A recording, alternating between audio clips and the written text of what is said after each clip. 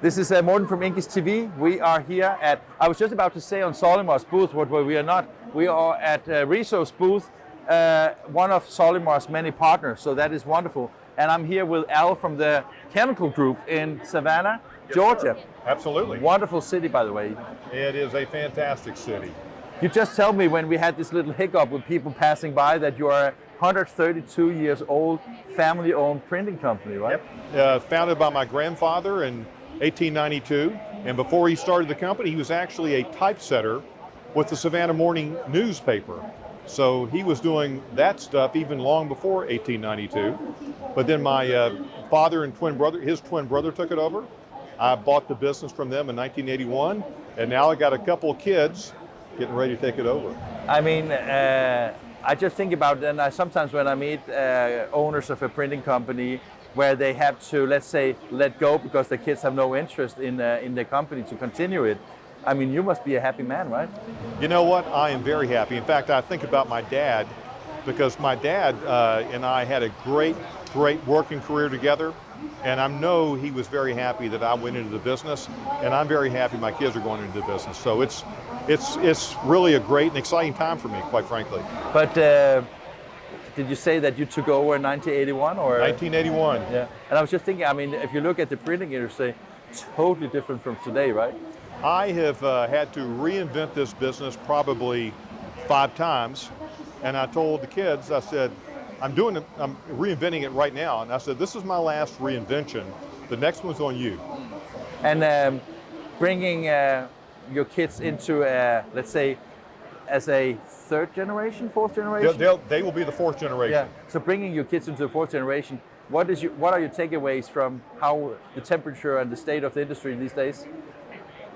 You know, I tell you, I think it's this. I believe that there are a lot of haves and have-nots in the industry right now. I think if you've made the right investments, you bought the right hardware, software, position yourself properly, you can do really well.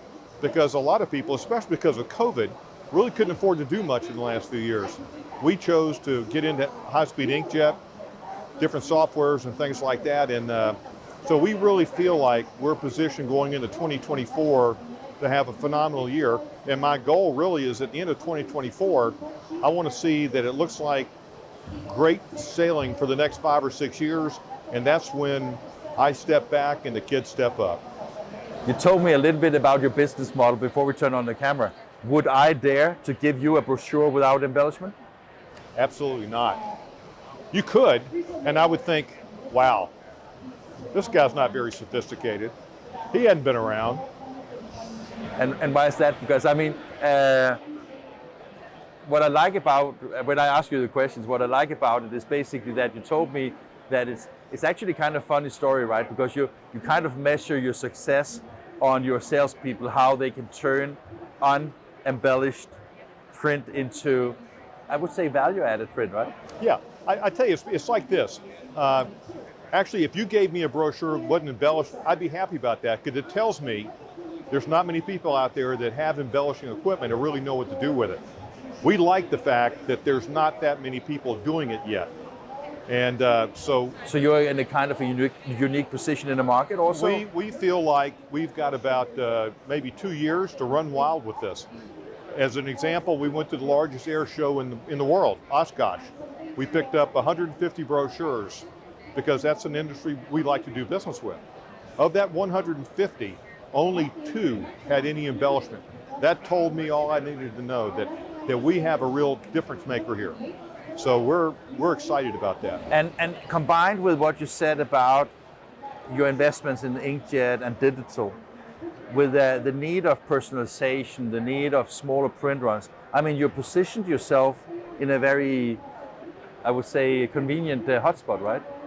You know, with high-speed inkjet, if we can get a client to print maybe 2,000 24 pagers as opposed to, say, 10,000, and just do it several times a year, we eliminate every offset competitor.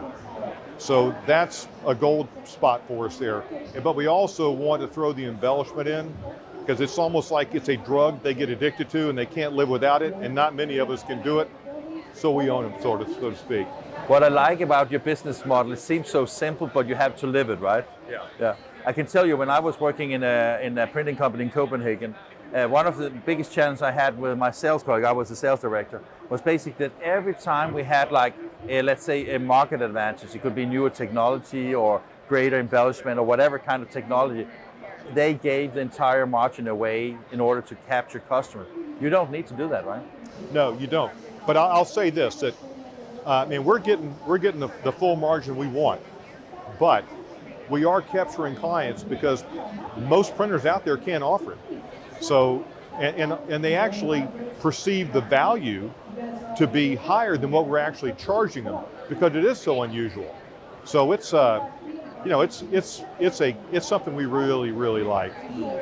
And I can't help think about, because I mean, you also mentioned that the relationship you have with Warren Buffett and Tactful, and I was just wondering, because I mean, with the increased focus on embellishment, do you think it will create a more competitive situation and it be less lucrative in the future, or? You know, I think printers are going to start doing it. Yeah. But a lot of printers came out of COVID, and then the supply chain issues with their powder not very dry. They didn't have a lot of cash to invest. So it's not like 10 years ago where people would say, hey, I like this, I'm going to spend X number of thousands of dollars to do it. A lot of people aren't willing to take that chance right now because they're still licking their wounds from the last 3 or 4 years. So we went ahead and did it, and we did it really at the end of COVID. So we took a little bit of a chance, but I felt like it was a chance that was going to pay off for us. But I don't think you're going to see everybody buying it. Like, it's not going to be like when people started buying digital presses, because everybody had to have one of those. Some people are going to say, I don't have to have this.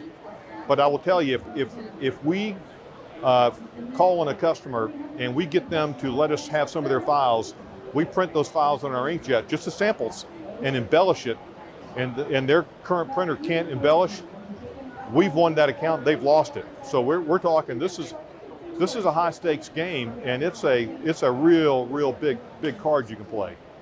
It must be nice to be in that position. Al, you also mentioned that when you invested in the KM1E from Kennickell and Alta, you said that you were also using it for a lot of, let's say, direct mail things, Yeah, right? a lot of direct mail. And I mean, we are here because, I mean, this is the first time you and I meet, but I hope it's not the last. But it's interesting because we're here also because of your relationship to Solimar, right? Yes. Solimar is a software that, as I see it, is like PDF optimization. It is about organizing data on a high level, very fast, everything like that. How does that fit into the bill? I mean, you know, I tell you what it really did for us is, so we do a good bit of direct mail, like we said. We do a lot in the political world, and we were landing a lot of really big political mailers. And a lot of these things were really fast turnarounds. Now, the Solimar software does a lot of things, but I'm going to tell you one thing it does that sort of really changed everything for us. And that's the ability to put Kanban markers between packs and trays.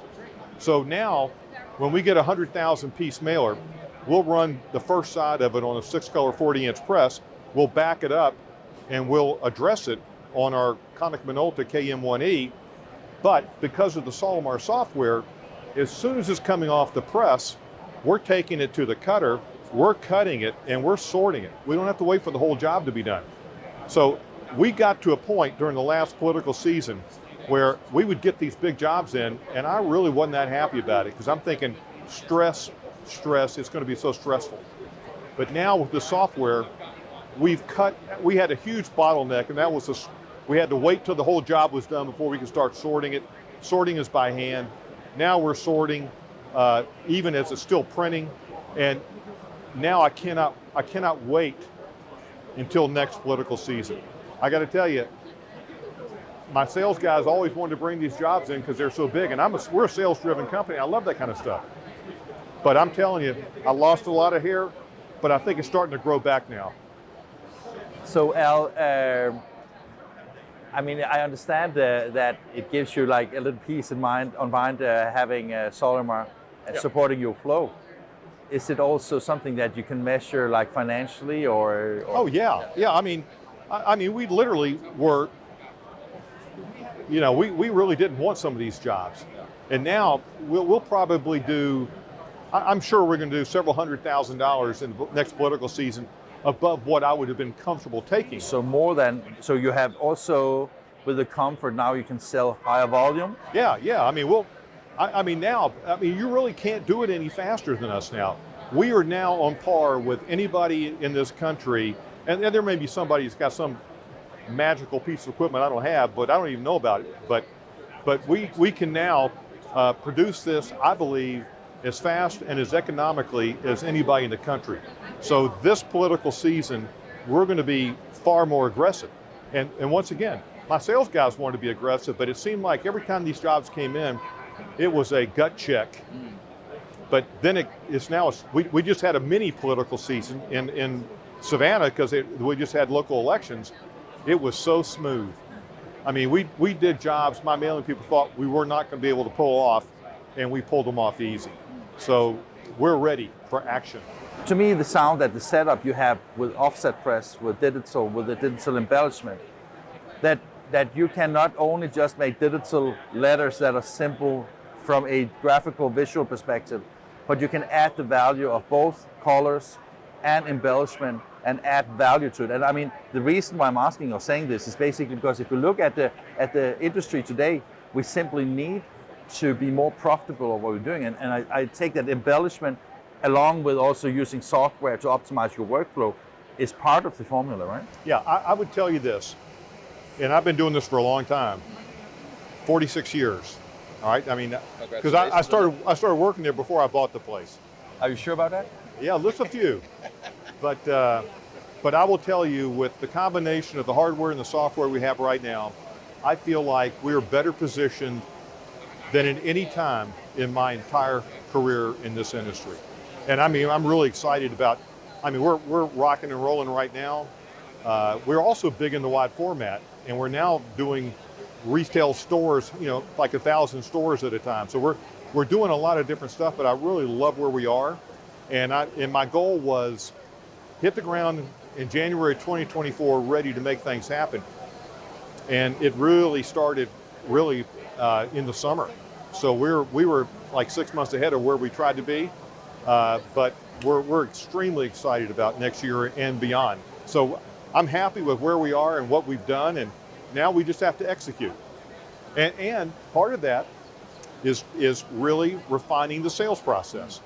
Just because you have this stuff, you got to have people that know how to sell it, they know how to tell the story, they know where the value is. So we're spending a lot of time educating salespeople so that they're prepared to really take advantage of what we have. If you've got people that can't go out there and tell people what it is, what good is it? So we're looking at every angle. Al, what I like about this story, I don't know if you realize it, but we kind of closed the circle now. Because we talked about in the beginning how you are a third generation company handing it over to the next generation. And it seems that you have taken the company a little bit further than your father did and your grandfather did. And now with a good heart can give it to the next generation, right? Yeah, it would be interesting if my father or grandfather were around today to see how different this business is. But the way I looked at it was this. I was given a great opportunity to buy this business and have a really great working career. And I want the same thing for the kids. So I've been focused on having it ready for them. And it's got to be positioned right, because think about this. If you're a kid that took over a business that was 132 years old and failed, that would be hard to come back from. So I would never let anybody be in a position to fail. So the whole goal here is set it up, and let me tell you, these kids work hard, they're smart, they're good. It's not like they're not capable of doing great things. But I felt like my job was to say, here, I got you ready to go, now it's up to you.